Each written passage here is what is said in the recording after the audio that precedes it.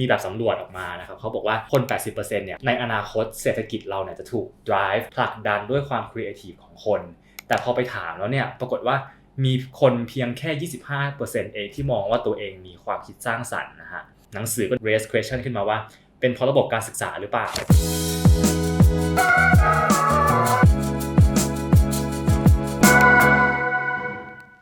สวัสดีครับชื่อก้องนะครับก็เวลาว่างๆเนี่ยก็ชอบอ่านหนังสือแล้วก็เห็นว่าเวลาไปถามใครก็ไม่ค่อยมีคนอ่านหนังสืออะไรเท่าไหร่เราก็เราแปลกปะวะก็เลยไปลองไปเสิร์ช Google ดูว่ามีใครอ่านหนังสือบ้างก็ปรากฏว่าเจอว่าผู้นำหลายคนของโลกก็ใช้เวลาส่วนใหญ่ในการอ่านหนังสือนะครับด้วยความที่ผมชอบอ่านหนังสือเนี่ยผมก็เลยอยากจะเอาหนังสือที่ผมอ่านเนี่ยมาแชร์ว่ามันเป็นยังไงแต่ละเรื่องเนี่ยมีประเด็นอะไรแล้วเราสามารถเอาอะไรไป apply ได้บ้างนะครับสำหรับวันนี้เนี่ยหนังสือที่ผมจะนำมาเล่าให้ฟังเนี่ยชื่อว่า Creative Confidence Creative ก็ตรงตัวนะ Creative ความคิดสร้างสรรค์ Confidence คือความมั่นใจแล้ว Creative Confidence เนี่ยมันรวมกันมาได้ยังไงนะครับคำที่อยู่ใต้ชื่อหนังสือเนี่ยเขาบอกว่า Unleashing the potential within us Unleashing คือปลดปล่อยเนาะปลดปล่อยพลังออกมาเราจะมี Creative เราจะเอาความมั่นใจของเราเนี่ยปลดปล่อยพลังของเราออกมายังไงนะครับก่อนที่จะไปเข้าสู่เนื้อหาหนังสือเนี่ยขอพูดถึงคนที่เขียนหนังสือก่อนคนที่เขียนหนังสือเนี่ยชื่อว่าทอมกับเดวิดเคลลี่ซึ่ง2คนนี้เขาเป็นพี่น้องกันหนังสือเล่มนี้ถูกเขียนมาปี 2013 ถูกเขียนมาแล้ว8 ปีแต่ว่าผมอยากจะเอาหนังสือเล่มนี้มาแชร์เป็นเล่มแรกเพราะว่าในโลกปัจจุบันเนี่ยเทคโนโลยีอะไรมันทันสมัยเนาะในงานอะไรที่มันเป็นแพทเทิร์นเนี่ยเราสามารถใช้คอมพิวเตอร์หรือเราสามารถใช้หุ่นยนต์ทำได้ Professional เขาก็ดิสคัสกันว่าตัวที่จะ drive economic หรือเศรษฐกิจในอนาคตเนี่ยคือความคิดสร้างสรรค์เพราะว่าจุดเนี้ยเป็นจุดที่คอมพิวเตอร์หรือว่า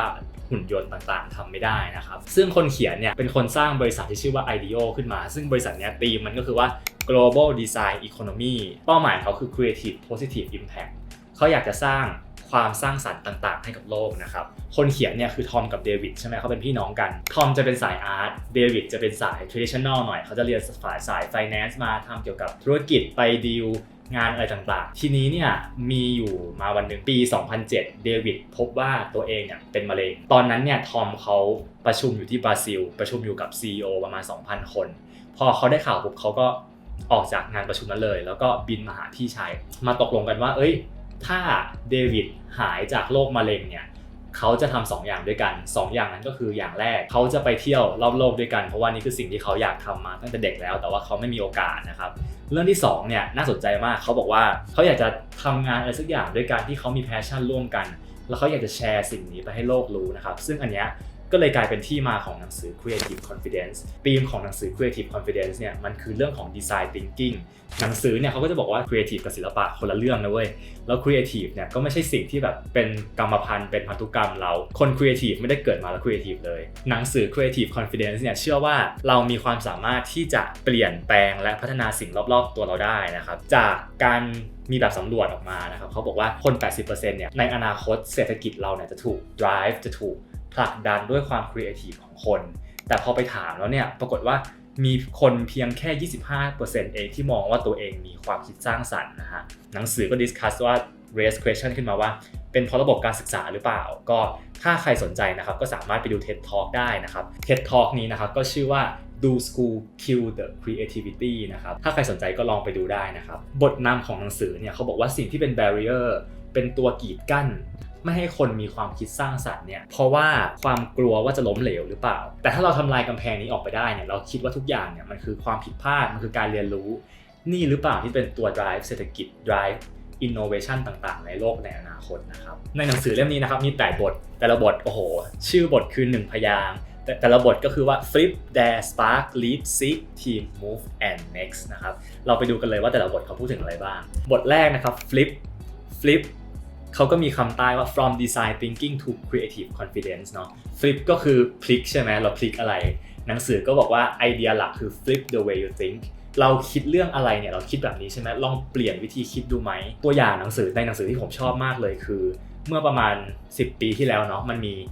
การผลิตเครื่องที่จะสแกนร่างกายเด็กน้อยใช้ต้นทุนมหาศาลในการผลิตแต่ทีเนี้ยพอเวลาเด็กจะเข้าไปในเครื่องเนี่ยเด็กเขาก็แบบร้องบอกแม่นะว่าเขาไม่อยากเข้าเขากลัวทีนี้เนี่ยจะไปเปลี่ยนเทคโนโลยีอะไรต่างๆมันก็มีต้นทุนเยอะใช่ไหมเขาก็เลยลองมาคิดใหม่ซิว่าลองมองอีกมุมนึงซิมองจากมุมของเด็กว่าเด็กเนี่ยทำไมเขาถึงกลัวผู้ผลิตเนี่ยเลยมีการ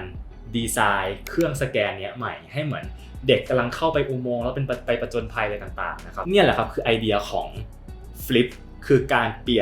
ยนมุมมองเปลี่ยนจากมุมมองของเราไปเป็นมุมมองของผู้ใช้นะครับว่าเป็นยังไงแล้วสรุปว่า Design Thinking คืออะไรนะครับ Design Thinking เนี่ยคือการมองหาว่าผู้คนเนี่ยต้องการอะไรแล้วเราเนี่ยลองใช้ความคิดสร้างสรรค์ความคิดใหม่ๆเนี่ยลองดีไซน์สิ่งเหล่านั้นออกมาไหมเพื่อตอบโจทย์ดีมานด์หรือว่าความต้องการใช้ที่มันยังไม่ถูกตอบโจทย์เหล่านี้นะครับเขาบอกว่าสิ่งที่สำคัญที่สุดในการ Flip เนี่ยคือเราต้องมี Empathy หรือว่า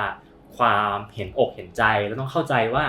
คนที่จะมาใช้สินค้าหรือว่าคนที่จะมาใช้เซอร์วิสหรือว่าสิ่งต่างๆที่เราผลิตเนี่ยเขาซัฟเฟอร์กับอะไรอยู่เราเอาตัวนั้นเนี่ยไปพัฒนาไอเดียของเราและอันนั้นนะครับจะกลายเป็นจุดแรกของการ creative confidence เขาบอกว่ามี3ปัจจัยนะครับที่ทำให้เกิด innovation ปัจจัยแรกก็คือ people ว่าคนเนี่ยต้องการอะไรปัจจัยที่2คือเทคโนโลยีมันมีมาตอบโจทย์หรือยังถ้ายังไม่มีเนี่ยเขาต้องใช้ต้นทุนเยอะหรือเปล่าในการพัฒนาปัจจัยที่3คือ business ว่าถ้าบริษัทต่างๆไปทำไปเนี่ยมันจะมีผลตอบแทนไหมจุดที่หนังสือเล่มนี้โฟกัสคือจุดตรงกลางที่ทั้ง3ก้อนนี้มาทับกันคือไอเดียที่จะต้องมีคนต้องการเทคโนโลยีมัน available แล้วก็สามารถทำให้บริษัทรันไปได้นะครับส่วนบทที่2เนี่ย dare from fear to courage dare ก็ dare เนาะก็เหมือน dare to dream แบบกล้าที่จะฝันอะไรอย่างเงี้ยคืออย่างตัวผมเนี่ยผมก็แชร์ซะหน่อยว่าเวลาจะทำอะไรใช่ไหมก็คิดว่าจะเป็นไปได้หรือเปล่าว่าอะไรอย่างเงี้ยแต่ว่าหนังสือเล่มนี้เขาบอกว่า biggest obstacle ก็คือว่าอุปสรรคที่ขัดขวางความครีเอทีฟของเราเนี่ย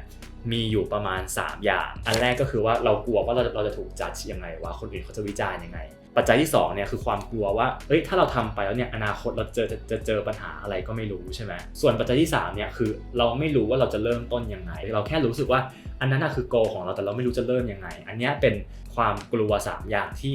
มาลิมิตเราไม่ให้มี creative confidence นะครับแต่ว่าเขาก็ raise ขึ้นมาว่าจริงๆแล้วคนสำเร็จเนี่ยไม่ใช่ว่าเขาเก่งกว่าคนอื่นนะเว้ยว่าแบบเขาทำปุ๊บสำเร็จปั๊บคนที่สำเร็จเนี่ยเขาทำมากกว่าคนอื่นpercentage จริงๆแล้ว percentage ความสำเร็จนะครับก็พอๆกับเรานั่นแหละแต่เขาทำมากกว่าเขาเลยมีโอกาสที่จะ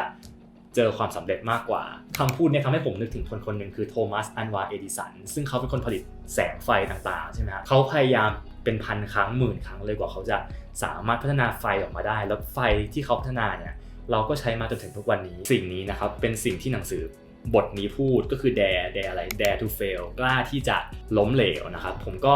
ในหนังสือมันก็จะยกตัวอย่างเด็กเนาะว่าเด็กตอนหัดฝึกเล่นสเก็ตอะไรอย่างเงี้ยแต่ว่า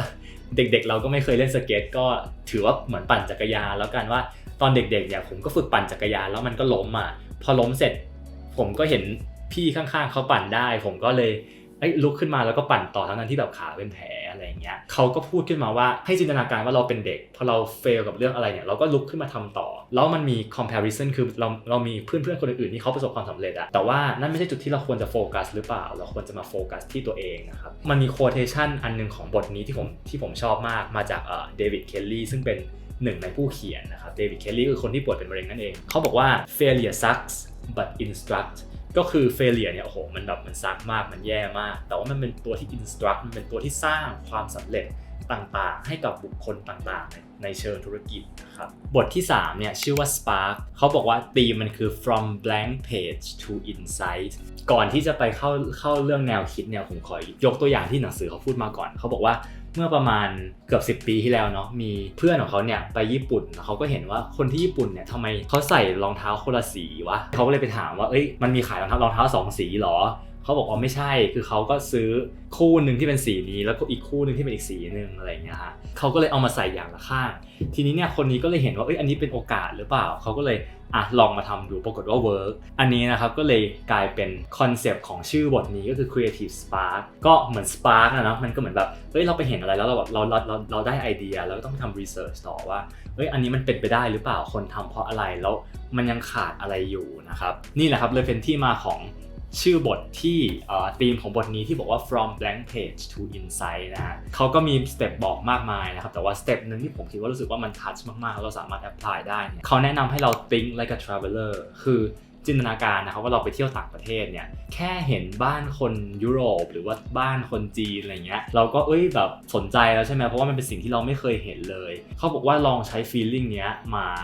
สังเกตสิ่งรอบๆตัวเราไหม pay close attention กับสิ่งรอบๆตัวเราเพื่อที่เราจะได้ไอเดียมา develop อะไรบางอย่างนะครับ บทต่อมาคือบทที่4ชื่อว่า leap ก็เหมือนก้าวกระโดดเนาะเขาบอกว่า from planning to action จะแพลนอย่างเดียวก็คงไม่ได้ใช่ไหมแล้วต้องมีการแบบ leap ต้องมีการกระโดดด้วยต้องมี action อะไรบางอย่างแล้วทีนี้เนี่ยเราก็เหมือนแบบบางทีเราไม่รู้จะเริ่มยังไงเขาบอกว่า just do something คือเราต้องเริ่มทำอะไรสักอย่างแล้วถ้าเราไม่รู้จะเริ่มยังไงเนี่ยเขา list step คร่าวๆไม่3 step สเต็ปแรกคือมันมีอะไรบ้างที่เราแบบ doable ที่เราสามารถทำได้เพื่อ tackle ที่เราสามารถฮุกไปที่ปัญหานั้นได้ขั้นตอนที่2เนี่ยเราต้อง scope ลงมาต้องโฟกัสว่าเราจะโฟกัสที่เท่านี้ก่อนพอเราโฟกัสได้แล้วเนี่ยสเต็ปที่3สเต็ปต่อมาเนี่ยคือการทำ milestone ว่าไม่ใช่ว่าเราบอกว่าเราอยากมีเงินล้านนึงแล้วเราก็จะไปยังไงเราต้องมี milestone ว่าสเต็ป1ที่จะไปถึงล้านนึงเนี่ยคือเท่านี้ก่อนพอเราทำ task ย่อยอันที่1ได้เนี่ยเขาก็บอกว่าเราจะมีกำลังใจให้ไปต่อนะครับ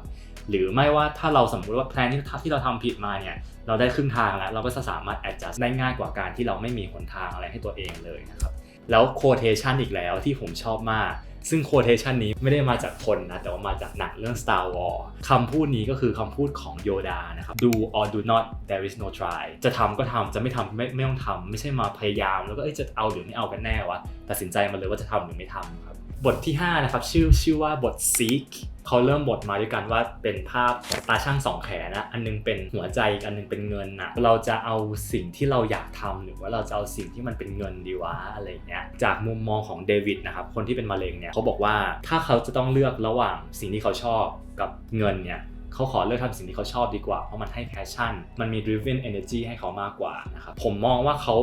ผ่านประสบการณ์ที่เฉียดตายมาแล้วกันเนาะเขาเป็นโรคมะเร็งอะไรเงี้ยแล้วเขาก็ยังบอกอีกว่า according to economic research นะครับการมีเงินเยอะไม่ได้หมายความว่าเราจะมีความสุข2สิ่งนี้ไม่เกี่ยวข้องกันเขาก็เข้าใจว่าในชีวิตปัจจุบันเราเนี่ยบางคนก็มีต้นทุนในชีวิตที่จะต้องจ่ายเนาะทีนี้เขาก็เลยแนะนำว่าถ้าสมมติว่าเราจำเป็นต้องทำงานเนี่ยเราลองแบ่งเวลามาไหมเสาร์อาทิตย์เนี่ยเรามีไอเดียอะไรเราใช้แล้วเราทำเสาร์อาทิตย์ดูซิว่ามันเวิร์กหรือไม่เวิร์กยังไงนะครับแต่ว่าสิ่งที่เราต้องมีคือต้องมี discipline ก็คือต้องทำเรื่อยๆดูซิว่ามันเป็นยังไงเห็นผลหรือไม่เห็นผลถ้าเห็นผลจะไปต่อไหมอันนี้คือสิ่งที่บท Seek พูดถึงนะครับบทต่อไปชื่อว่าทีม Creative Confidence Group แน่นอนเนาะในยุคสังคมปัจจุบันเนี่ยการทำงานคนเดียวอาจจ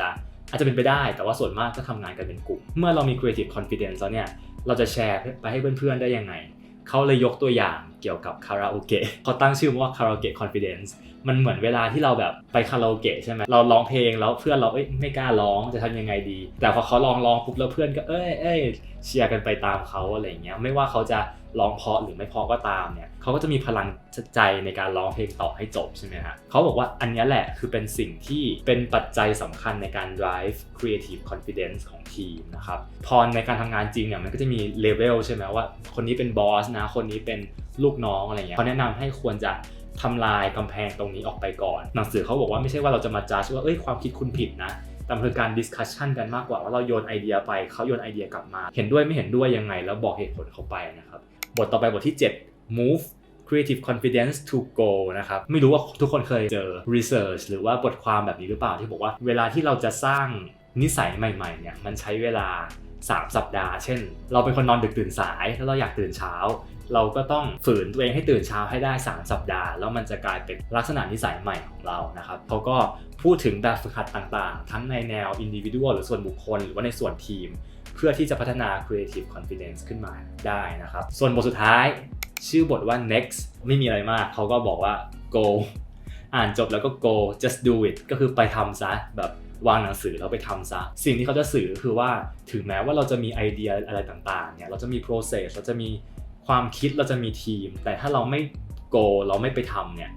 ความคิดมันก็คือความคิดนะฮะผมก็เลยรู้สึกว่าอ่านหนังสือเล่มนี้แล้วเนี่ยเราก็ใช่เราต้องมาทำเลยก็เลยอยากจะมาแชร์สิ่งที่เราได้จากหนังสือเล่มนี้กับทุกคนนะครับก็เลยทำเหมือนที่เขาบอกก็คือ do it now นะฮะทีนี้เนี่ยพออ่านหนังสือเล่มนี้จบเนี่ยผมนึกถึงคำพูดหนึ่งของอัลเบิร์ตไอน์สไตน์เขาบอกว่าถ้ามีเวลาให้เขา1 ชั่วโมงในการทำรีเสิร์ชอะไรสักเรื่องเนี่ยเขาจะใช้เวลา55 นาทีในการทำความเข้าใจปัญหาที่เขาต้องแก้แล้วใช้เวลาเพียงแค่5 นาทีเท่านั้นในการแก้สิ่งที่หนังสือเล่มนี้พูดกับสิ่งที่อัลเบิร์ตไอน์สไตน์พูดเนี่ยมันขัดกันอยู่หรือเปล่านะฮะแต่พอมาคิดไปเนี่ยอาจจะด้วยข้อที่1คือเรื่อง situation ของเศรษฐกิจเนาะแบบในภาวะปัจจุบันเนี่ยทุกอย่างมันออนไลน์ทุกอย่างมันเร็วไปหมดอาจจะเป็นที่มาของหนังสือเล่มนี้ก็ได้กับอีกมุมนึงที่ผมมองนะครับหรือว่า2 เรื่องนี้อาจจะเป็นสิ่งเดียวกันก็ได้เพราะว่าสิ่งที่อัลเบิร์ตไอน์สไตน์ทำเนี่ยมันคือการ มานั่งคิดว่าจะทำอะไรก่อน55นาทีซึ่งการคิดเนี้ยถ้ามองดีๆถ้ามอง